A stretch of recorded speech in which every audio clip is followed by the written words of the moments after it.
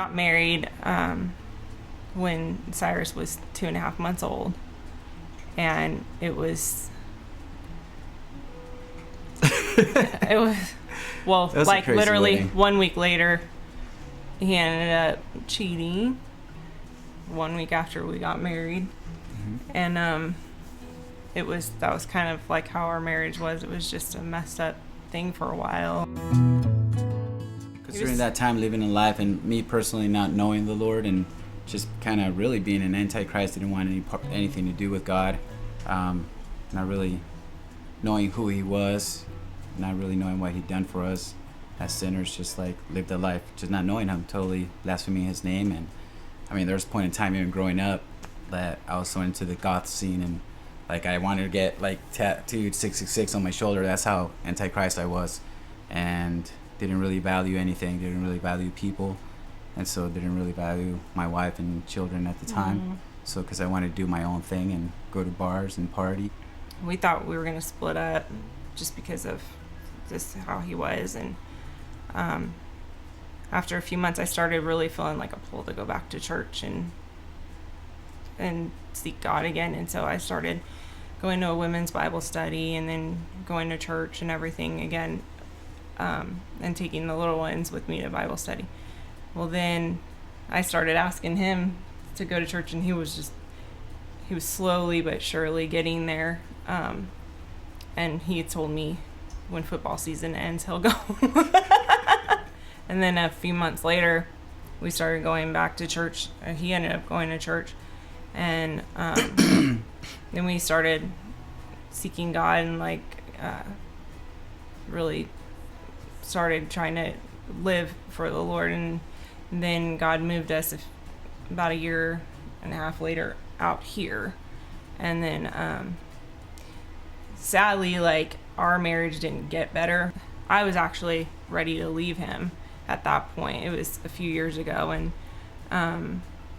because there was too much bad stuff going on. During that time, all that turmoil, when my wife was gonna leave, because I was just so evil and wretched in a sense, and then realizing, even though I've been going to church for years and stuff, but not being like the Pharisee, not really having the Lord, it was just kind of, I realized that's when my wife was about to leave and family were about to leave, and then I didn't have God, it kind of, and all was crashing down, kind of came to a conclusion I wasn't surrendered to God. I didn't really live a life for him, and I think that was truly when the Lord kind of came into my life, and I truly surrendered to him, because I realized that, man, I was just so wretched that I deserved nothing but hell, and he was my savior. And from that moment on, I truly believe I was changed. He let me go to my bottom so that I can wake up and be like, I needed him. Then I struggled after that, because I was so full of anger and hate and just unforgiveness, and then it took me on a downhill spiral, because I was reached a point where I just didn't trust God anymore. I remember during times even when she was kind of having her hard times, I was like, whatever happens, Lord, it's I'm gonna love my wife, because you love me.